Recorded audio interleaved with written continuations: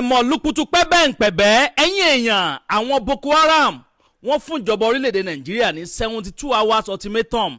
wípé kí wọ́n tètè wá nǹkan ṣe sí àwọn 416 àwọn èèyàn táwọn jí gbé nípínlẹ̀ Borno. Wọ́n ní 72 hours táwọn fún wọn pé àkókò yẹn ti rẹ̀ sí ní kà báyìí o pé countdown yẹn ti bẹ̀rẹ̀ lọ́wọ́lọ́wọ́ báyìí. Àná òde yìí àwọn ẹgbẹ́ afẹ̀míṣòfò Boko Haram wọ́n jáde lánàá òde yìí tó jẹ́ ọjọ́ 19 oṣù kẹrin ọdún 2026 táwanú rẹ̀ yìí. Wọ́n ní táwọn ìjọba yóò bá ètè wá nǹkan ṣe sọ̀rọ̀ yìí tí ń bẹ ńlẹ̀ yìí ní kíákíá pé lórí ọ̀rọ̀ àjọsọpọ̀ àwọn lórí iye owó tó yẹ kí wọ́n san ransom tó yẹ kí wọ́n san láti dóòlà ẹ̀mí àwọn ọmọ orílẹ̀-èdè Nàìjíríà 416. Bẹ́ẹ̀ náà sọ wípé obìnrin ló pọ̀ jù nù wọn àtàwọn ọmọ kéékèèké. Wọ́n ní àìjẹ́ bẹ́ẹ̀ gbẹ̀gẹ́dẹ́ ògbìn náà o àfikún mi má ètò ìtẹ̀yìnwó gbin lẹ́nu báyìí. Ẹ̀yin èèyàn kí làwọn nǹkan táwọn Boko Haram yìí sọ gbogbo ẹ̀ pátápátá lẹ́ ó láǹfààní láti gbọ́ nínú fọ́nrán eléyìí tí mo mú wáyìí. Èkejì ẹ̀wẹ̀ àwọn atiláwí wọ́n mà tún petú lánàá nípínlẹ̀ Kwara. Wọ́n fi ẹ̀mí àwọn ọmọ ológun wa àwọn bíi 4 ọ̀tọ̀ọ̀tọ̀ wọ́n fi ẹ̀mí wọn ṣòfò dànù. Àwọn ẹgbẹ́ afẹ̀míṣòfò tí wọ́n ń pè ní Làkúráwá wọ́n ní wọ́n ya bo agbègbè kan nípínlẹ̀ Kwara lánàá òde yìí. Kémájì ni wọ́n pè é ń bẹ níjọba àbílẹ̀ Kíámá nípínlẹ̀ Kwara. Wọ́n ní wọ́n ṣe àkọlù tó ní agbára síbẹ̀ lánàá mójúmọ́ àárọ̀ yìí ni o àti nǹkan bíi aago 3 ọ̀gànjọ́ òru ni wọ́n ti bẹ̀rẹ̀ sí ní sọsẹ́ tó fi di after 5 nídàájì ni wọ́n fi ṣe ọsẹ́. Ẹ wò wọ́n fi ẹ̀mí àwọn ọmọ ológun wa wọ́n fi ṣòfò dànù. Ẹ wá wo àwọn ọmọ ológun nínú àgbàrá ẹ̀jẹ̀. Ẹ wo comment section fídíò tẹ́ ń wò lọ́wọ́ yìí Telegram channel wa àti WhatsApp channel wa ń bẹ́ẹ̀ tó bá yẹ pé orí YouTube lẹ́yìn tí láǹfààní láti máa wo fọ́nrán yìí ẹ wo profile wa lókè ẹ rí link kan bẹ̀ tí ó gbé yín lọ sórí Telegram channel wa. Ẹ wá wo òkú àwọn ọmọ ológun wa lórílẹ̀‐èdè Nàìjíríà. Wọ́n ní àjọṣepọ̀ àwọn ọmọ ológun àtàwọn local vigilante ni wọ́n jọ dojúkọ àwọn afẹ̀míṣòfò yìí. Àmọ́ jẹun tó ṣe ní láàánú wípé ẹ̀mí àwọn ọmọ ológun 4 ọ̀tọ̀ọ̀tọ̀ ni wọ́n ti kú. Wọ́n pa wọ́n nípa àfọnáfọ́nṣu ni. Ẹ wá wo àwọn ọmọ ológun wa nínú ẹ̀jẹ̀. Bẹ́ẹ̀ sì ni àwọn tá à ń wò yìí gbogbo pátá níyàwó wọ́n lọ́mọ sílé o. Ẹ̀yin èèyàn ibi tó orílẹ̀-èdè Nàìjíríà dé dúró báyìí ẹ wò ó gbẹnu tán ó lékenkà bẹ́ẹ̀ náà ló pàkàsọ. Ìkẹta ẹ̀wẹ̀ wọ́n ní òpópónà Benin Ọ̀rẹ́ Express Road àwọn atiláwí àwọn agbébọn ni o. Wọ́n ní wọ́n ya bo ọkọ̀ kan tí wọ́n ń pè ní GUO Motors. Wọ́n pa driver tí ń bẹnu ẹ̀ gbogbo àwọn tí ń bẹnu ọkọ̀ yẹn pátápátá ni wọ́n kó wọnú igbó lọ. Wọ́n kidnap gbogbo wọn. Ẹ wò ó mo ti gbóhùn tẹ́ mọ́ jẹ́dé o àwọn ìròyìn yàjóyàjó ìròyìn ajá àbálẹ̀ lórí ìkànnì àdàbà tẹlifíṣàn bíi náà lẹ́tì láǹfààní láti máa gbọ́. Ẹ dákun dábọ̀ ẹ súnmọ́ bí ẹ bá ń wá nǹkan fìdílé tàbí kẹ́ fìdílé nǹkan kẹ́sì máa bá ń pín fọ́nrán yìí káàkiri lógúnlógún lọ́gbọ̀nlọ́gbọ̀n ẹ máa bó síasíá ẹ máa bó kárakára bẹ́ẹ̀ náà ní ká bá mi bó káàkiri tààràtààrà kó ba lè tètè kan ọ̀pọ̀lọpọ̀ àwọn èèyàn lára. Ibo ni kí n sáré mu ná ẹ wò ó ẹ jẹ́ n kọ́kọ́ mu ní ti ìpínlẹ̀ Kwara ọ̀hún. Lánàá òde yìí ṣe àárọ̀ yìí náà la pè é ní on the 20 of April òní ni 20 of April 2026 ní nǹkan bíi aago 3 ọ̀gànjọ́ òru làwọn ẹgbẹ́ afẹ̀míṣòfò tí wọ́n ń pè ní Làkúráwá wọ́n ní wọ́n ya bo ọ̀gángan bìkan táwọn ọmọ ológun wa tí wọ́n péjú pésẹ̀ sí. Bẹ́ẹ̀ sì ni kò kí ń ṣe àwọn ọmọ ológun nìkan ní bẹ́ẹ̀nbẹ́ẹ̀ àwọn local vigilante àwọn ọlọ́dẹ àwọn náà wà pẹ̀lú wọn. Ẹ wò ó wọ́n jọ mú nǹkan lẹ̀ àtàwọn afẹ̀míṣòfò Boko Haram yìí. Ẹ wò ó jẹ́ ohun tó ṣe ní láàánú wípé àwọn ọmọ ológun wa 4 ọ̀tọ̀ọ̀tọ̀ lẹ́mí wọn lọ sí àkọlù ńlá yìí. Ó mà ṣe o àwọn ọmọ ológun tó jẹ́ pé àwọn ni wọ́n ń forí lakú fún àwọn ọmọ orílẹ̀-èdè Nàìjíríà tó jẹ́ pé àwọn ni wọ́n bá wa dojúkọ àwọn afẹ̀míṣòfò yìí. Àmọ́ ìgbésẹ̀ wo làwọn ìjọba orílẹ̀-èdè Nàìjíríà ń gbé lórí ọ̀rọ̀ yìí? Wọ́n kà bẹ̀rẹ̀ sí ń dárúkọ ní pé àwọn tí ń sponsor Boko Haram rẹ̀ àwọn tí ń sponsor wọn gangan wọn ò tí ì mú wọn. Orúkọ tí wọ́n ń dá yẹn àwọn orúkọ tẹ́nibọ̀dì ò dá mọ̀ bẹ́ẹ̀ sì làwọn tí ń sponsor wọn gangan bẹ́ẹ̀ nù lù. Ìgbésẹ̀ wo làwọn ìjọba orílẹ̀-èdè Nàìjíríà ń gbé láti rí dájú pé wọ́n mú àwọn pípù yìí lọ́kọ̀ọ̀kan léjèèjì? Torí àwọn orúkọ tí wọ́n fi síta yẹn àwọn orúkọ táwọn èèyàn kan tiẹ̀ dá mọ̀ ní ibo náà ti rí àwọn orúkọ yẹn náà nítorí Ọlọ́run. Ẹ̀yin èèyàn ẹ wá wo ẹ̀mí àwọn ọmọ ológun wa ẹ wo comment section fídíò yìí Telegram channel link wọn bẹ́ẹ̀ àti WhatsApp channel link ẹ lọ síbẹ̀ mi láǹfààní láti gbé àwọn fídíò yẹn àwọn picture yẹn wá fún yín bíi ni àwọn Facebook máa flag page yẹn ni but gbogbo ẹ̀ ń wà nù Telegram channel yẹn pẹ̀lú WhatsApp channel ẹ wá wo àwọn ọmọ ológun wa nínú àgbàrá ẹ̀jẹ̀ àwọn afẹ̀míṣòfò yìí wọ́n waste life wọ́n waste ẹ̀ dànù eléyìí gbẹnu tán kò kí ń ṣe ìgbà àkọ́kọ́ rèé kò kí ń ṣe ìgbà ìkejì bẹ́ẹ̀ ni kò kí ń ṣe ìgbà ìkẹta táwọn afẹ̀míṣòfò tí wọ́n ń ṣe àkọlù tó ní agbára nípínlẹ̀ Kwara ẹ wo ẹ má bá ń pín kíní káàkiri torí eléyìí ó gbẹnu tán ó lékenkà bẹ́ẹ̀ náà ló pàkàṣọ. ìkejì ẹ̀wẹ̀ àyámà kọ àwọn bandit o àwọn Boko Haram wọ́n gbójú gbóyà gbónu wọ́n ṣàyàkókò ọ̀nà kí wọ́n jáde sí gbòòrò ayé bẹ́ẹ̀ sì ni wọ́n ń rìkọ́ọ̀dù ara wọn táwọn ìjọba orílẹ̀-èdè Nàìjíríà náà sì rí i pé wọ́n ń rìkọ́ọ̀dù ara wọn. tó bá jẹ́ pé content creator kan ló sọ kò bá kò ń gbé ọ̀rọ̀ sáwọn tí ń bẹ ń jọba báyìí ni mi rò bóyá ó tẹ̀ 24 hours tí wọ́n fi track irú ẹni bẹ́ẹ̀ down tí wọ́n lọ arrest wọn. àwọn Boko Haram jáde lánàá wọ́n ní pé message táwọn send síta yìí o pé àwọn ń send ẹ̀ sáwọn Bosnia àwọn Borno State South Youth Alliance wọ́n láwọn ń send message sí wọn kó ka àwọn Federal Government of Nigeria kó tètè kàn wọ́n lára ní kíákíá torí pé kíni wọ́n ní 72 hours ultimatum làwọn fáwọn ìjọba orílẹ̀-èdè Nàìjíríà o àtijọba ìpínlẹ̀ Borno wípé gbogbo àwọn obìnrin tí ń bẹ lọ́dọ̀ àwọn bíi 416 of them àtàwọn ọmọdé wọn lóbìnrin ló pọ̀ jù nù wọn àwọn ọkùnrin tí ń bẹnu àwọn tí wọ́n jí kó tẹ́ ò bá gbàgbé ìpínlẹ̀ Borno náà ni wọ́n ti kidnap gbogbo wọn o wọ́n ní gbogbo wọn pátápátá páwọn fún ìjọba orílẹ̀-èdè Nàìjíríà ní 72 hours ultimatum pé kí wọ́n tètè wá ṣe nǹkan táwọn ní kí wọ́n ṣe àìjẹ́ bẹ́ẹ̀ wọ́n ní gbogbo àwọn obìnrin tẹ́ ń wò yìí àwọn ò pín wọn káàkiri lọ sí gbogbo location táwọn Boko Haram wà lórílẹ̀‐èdè Nàìjíríà àwọn ni wọ́n bẹ̀rẹ̀ sí ní bímọ Boko Haram tuntun kọ́lọ̀ má jẹ́ ká ṣìrìn láyé bẹ́ẹ̀ sì ni àwọn tí ń bẹ lákàtà wọn yìí àwọn ìyàwó ẹnìkan ní o ọkọ ẹnìkan ní o àwọn ọmọ àwọn kan ní o ẹ wo bí torílẹ̀‐èdè yìí tó bàjẹ́ dé ẹ̀yin èèyàn ẹ má bá ń comment sísàlẹ̀ fọ́nrán yìí kẹ́ ẹ má bá mi like kẹ́ ẹ sì má bá mi pín káàkiri lógúnlógún lọ́gbọ̀nlọ́gbọ̀n wọ́n wá ń kí ìjọba nílọ̀ wípé ṣe rí 72 hours á fún yín yẹn pé àkókò yẹn ti bẹ̀rẹ̀ sí ní kàǹtì báyìí o àtàná ni wọ́n ti sọ̀rọ̀ yẹn 24 hours ti kọ́kọ́ lọ ná ó kù bíi 48 hours báyìí pé táwọn ìjọba orílẹ̀-èdè Nàìjíríà kódà wọ́n ní pé àwọn ò ní gba ìjọba láàyè láti fi ìṣẹ́jú kan àbí ìṣẹ́jú méjì lé 72 hours ultimatum táwọn fún wọn yẹn wọ́n wá ní káwọn ìjọba kan gbọ́ o wípé tó ń bá gbìyànjú láti rán àwọn ọmọ ológun wá kó wá dojú ìjà kọ àwọn láti rescue àwọn people yẹn wọ́n ní yóò ní agbára o bẹ́ẹ̀ ni pé yóò gbẹnu tán yóò lékenkà yóò sì pakasọ. ẹ wo ẹni tó jẹ́ aṣojú àwọn ọ̀dọ́ nípínlẹ̀ Borno tó jẹ́ pírẹsidẹ́ǹtì àwọn ẹgbẹ́ Bosnia yẹn ó jáde wá sọ̀rọ̀ kí lorúkọ ọ̀gbẹ́ni ọ̀hún ọ̀gbẹ́ni Sama Ila Ibrahim Kiagama wọ́n ló jáde síta o ó bẹ̀ sí pé orúkọ àwọn èèyàn kọ̀ọ̀kan ó pè wọ́n lọ́kọ̀ọ̀kan léjèèjì ó pe ààrẹ orílẹ̀-èdè Nàìjíríà ààrẹ Bọ́lá Ahmed Tinubu bẹ́ẹ̀ ló pe igbákejì ààrẹ Shettima kódà wọ́n ní pé ó tún pe Dangote gandan wò bẹ́ẹ̀ ló pe National Security Adviser ìyún Nuhu Ribadu wípé kí wọ́n tètè wá báyìí kí wọ́n dóòlà ẹ̀mí àwọn èèyàn wọn o tí ń bẹ lákàtà àwọn agbénipa àwọn ajínigbé gbowó lọ́wọ́ ẹni àwọn afẹ̀mí ẹni ṣòfò pé kí wọ́n tètè wá dóòlà ẹ̀mí wọn ní kíákíá láì fi àkókò ṣòfò ẹ̀yin èèyàn mi kó má kàn dàbí ẹni pé mo kàn ń ṣe àhesọ ọ̀rọ̀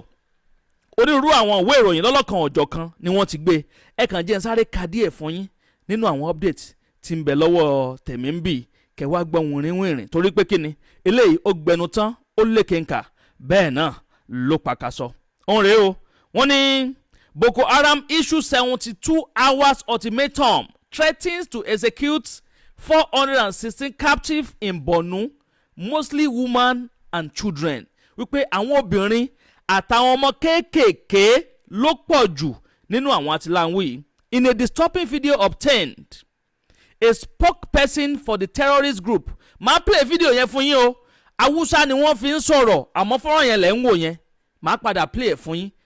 àmọ́ wọ́n ti analyze kìíní yẹn gbogbo nǹkan tí wọ́n sọ pátápátá náà wọ́n ti sọ fún yẹn kókò má dàbẹ́ ni pé mo kàn ń ṣe àhesọ ọ̀rọ̀ kó má jẹ́ pé mi ni mò ń sọ̀rọ̀ yẹn jáde ni mo fi ń wò pé kí n ka díẹ̀ fún yín nínú àwọn nǹkan táwọn Boko Haram yẹn tí wọ́n sọ.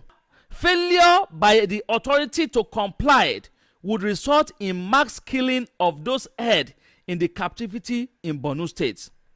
The MAC spokesperson speaking in Hausa identified the group and reaffirmed its allegiance, stating, "We are a group of the people from Jama'atu Alice Sunnah leader Awati wa." Only our leader is Imam Abu. Today is the 19th. I know they know. Today is the 19th of April 2026. May God guide us. Wọ́n tún gbàdúrà pé kọ́lọ́hún kó dáàbò ẹ̀bùn wá. Ṣé àwọn aṣebi báyìí náà tún máa ń gbàdúrà sọ́lọ́hún? Ṣáàdùn àwọn máa ń gbà ṣá ẹ̀yin èèyàn torí pé kí ni eléyìí ó sọ sí ni lẹ́nu ó mà tó buyọ̀ sí. He added that the message was directed at multiple stakeholders including the Nigeria government, a group identified as BOSIA, Borno State Youth Alliance, and the Nigeria government, while drawing a distinction from what he referred to as our government. Wọ́n ní pé government tàwọn ni o pé government tàwọn ó yàtọ̀ sí government orílẹ̀-èdè Nàìjíríà. Ẹ̀yin èèyàn wọ́n ní pé tíjọba ò bá gbé ìgbésẹ̀ tó yẹ kí wọ́n gbé lórí ọ̀rọ̀ yìí ní kíákíá wípé kí ni pé wọ́n jẹ́ wọn ń sun o torí pé kí ni gbogbo àwọn tí ń bẹ lọ́dọ̀ àwọn pátápátá làwọn ò fẹ̀mí gbogbo wọn làwọn ò fi ṣòfò dànù. Ó ní we are giving you 72 hours if you don't fulfil what we have told you. Tó túmọ̀ sí pé wọ́n ti bá àwọn ìjọba sọ̀rọ̀ tẹ́lẹ̀. Ó ti níbi tí wọ́n ti jọ ń bára wọn sọ̀rọ̀. Ó ti ní àdéhùn táwọn afẹ̀míṣòfò yìí àtàwọn àtijọba ti jọ ní.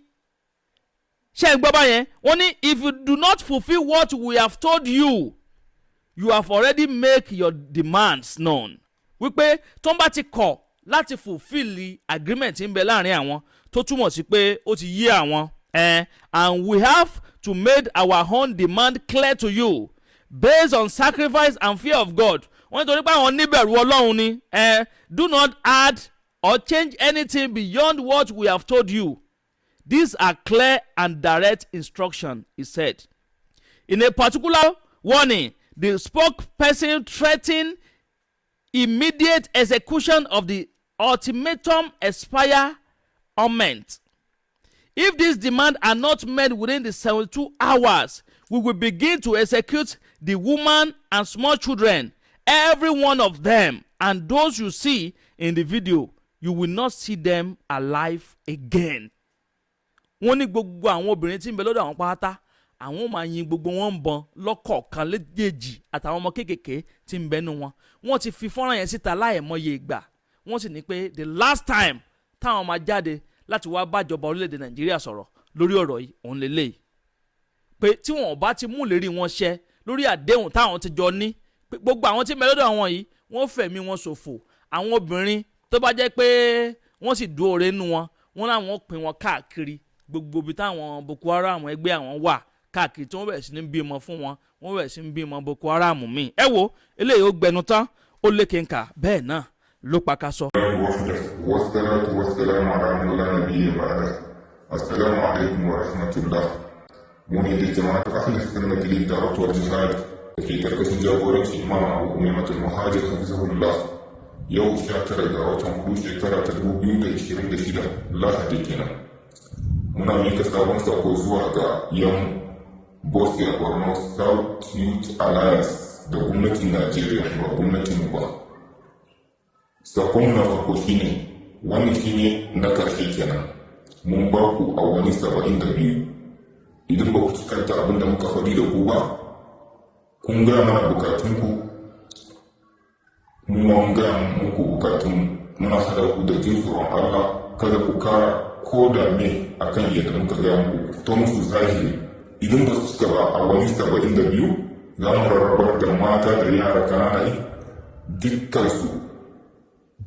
da kuka gani a bidiyo nan ba za ku kara ganin su ba kuma har abada idan kuma za ku iya ku karɓar ta mansura wato ta kafin bindiga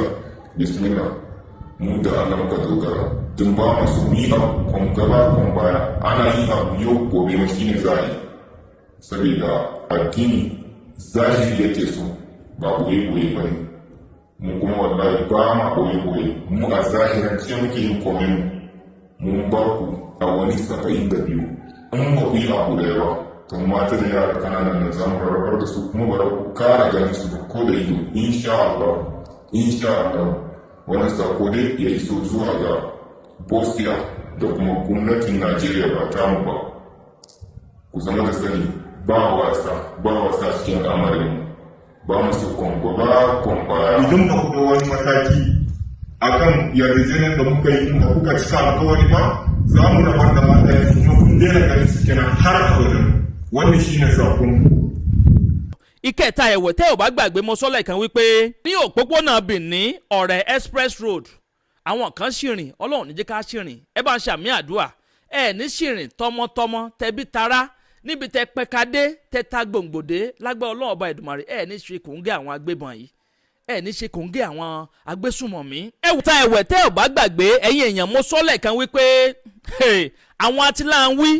wọ́n tún ya bo ọkọ̀ kan o ní Benin ọ̀rẹ́ express road wọ́n ṣe àkọlù tó ní agbára lágbára ọlọ́run ọba Èdùmàrè ẹ̀yin èèyàn mi ẹ̀ mà ní ṣìrìn ẹ̀ ní bọ́ sọ́wọ́ o gbogbo abiyamọ ayé ẹ̀ ní fojú sunkún ọmọ o. ẹ wò ó àwọn èèyàn tí mò ń sọ̀rọ̀ ń pa wọn yìí tí wọ́n bọ́ sọ́wọ́ wọ́n ràrìn rà wọ́n ràrìn fẹsẹ̀ sí àwọn atiláwí yìí àwọn Boko Haram bá gbébọn sí ni wọ́n pè wọ́n ní wọ́n ya bò wọ́n lójijì dírẹ́fà tí ń wa ọkọ̀ yẹn wọ́n kọ́kọ́ pa àwọn náà lójú ẹsẹ̀ ẹ̀mí ẹ̀ kọ́kọ́ lọ sí iná wọ́n pa nípa àfọ́náfọ́nsu ṣé wá rí gbogbo àwọn tó kù nínú mọ́tò yẹn pátápátá ni wọ́n kó gbogbo wọn wọnú igbó lọ. àwọn nǹkan tó yẹ pé ọkọ̀ wọn ń bọ̀ lẹ́yìn orí ló kó àwọn yọ́n ti wọn àwọn ni wọ́n ń ṣe fídíò tẹ́ ń wò yìí o. wọ́n wá bẹ̀rẹ̀ sí ní sọ̀rọ̀ ní pidgin wípé ọkọ̀ kan wà níwájú mẹ́yẹn bíi lọ́ọ̀rì báyìí àwọn ọkọ̀ àjàgbé tó ń park sẹ́gbẹ̀ẹ́ títì wọ́n ní kẹ́sì máa wò ó pé ibi táwọn ọmọ ológun wá wà kò jìnnà síbẹ̀ yẹn o pé àwọn ọmọ ológun wà níwájú o pé bó làwọn people ṣe máa operate táwọn ọmọ ológun ò sì mọ̀ sí máa yí kíní yẹn sókè ní ìsín tẹ́ farabalẹ̀ gbọ́ nǹkan táwọn àtìláwí yìí tí wọ́n ń sọ nínú fọ́nrán ilé tí mo mú wáyé ẹ̀yin èèyàn mi ẹ máa bá ń pín kíní káàkiri lógúnlógún lọ́gbọ̀nlọ́gbọ̀n ẹ máa bó sí àṣẹ ẹ máa bó kárakára bẹ́ẹ̀ náà nìkan bá yẹn bó káàkiri tààràtààrà kó balẹ̀ tètè kan ọ̀pọ̀lọpọ̀ àwọn èèyàn lára torí ibi torílẹ̀-èdè Nàìjíríà dé dúró báyìí ẹ wo ó léwu o ìyẹn kan gbúdọ̀ máa rìnrìn rẹ́gbẹ̀rẹ́gbẹ̀ kankan káàkiri kíyẹn máa lọ bọ́ sọ́wọ́ kóníkálukú kóra máa gbé ibi tí ń gbé ni o ìwọ tó bá rìnrìn wòrè kan káàkiri tó ní nǹkan tó fẹ́ lọ ṣe tó kàn ṣáà rìnrìn rẹ́gbẹ̀rẹ́gbẹ̀ kọ́ lọ́ọ́ má jẹ́ kó bọ́ sọ́wọ́. ànírín jù báyìí lọ lórí ilé tí mo mú wá fún yín sáà yìí bó bá tún ṣe ń lọ lórí ọ̀rọ̀ yìí gbogbo ẹ̀ pátápátá náà lẹ́ẹ̀máa láǹfààní láti máa gbọ́ lórí ìkànnì àdàbà tẹlifíṣàn àdàbà ọ̀nà ní à ń sùngbẹ́ iná ń jó ẹ̀yẹlé gbéra ńlẹ̀ àdàbà atún ti fòfẹ̀rẹ̀ awọ̀lú sọ̀lúdẹ̀rọ̀ pẹ̀sẹ̀.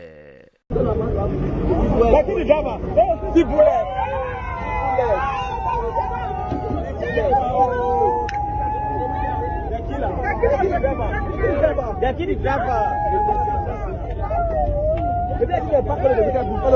is what is going on in Nigeria. Nigeria is fucked, very fucked. Nigeria is gone. Everybody. They kill the driver.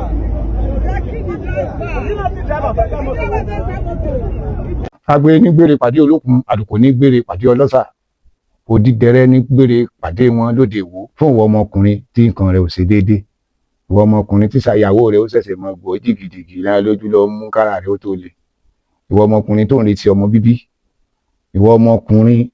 tó fẹ́ ṣe nǹkan tó dáa láyé pẹ̀lú aya rẹ̀ tí ìfàyàlóyà tí ó fi di nǹkan tó dáa ìwọ tásítọ̀ rẹ̀ ń sàn tí ò kí tó láti dọmọ ìwọ ọkùnrin tára rẹ̀ ò le ìwọ ọkùnrin ṣẹ̀ẹ̀kan dìde ìwọ ọkùnrin tátàn rẹ̀ ò dúró déédéé ìwọ ọkùnrin tó ń retí ọmọ ìwọ ọkùnrin tó ṣẹ̀ṣẹ̀ ṣègbéyàwó ọgbọ́ capable herbal energy capsule ló nílò fún gbogbo àìṣedéédé ara rẹ̀ kó o lè jẹ́rìí sọmọ bíbí àti nǹkan tó dáa láti ṣe.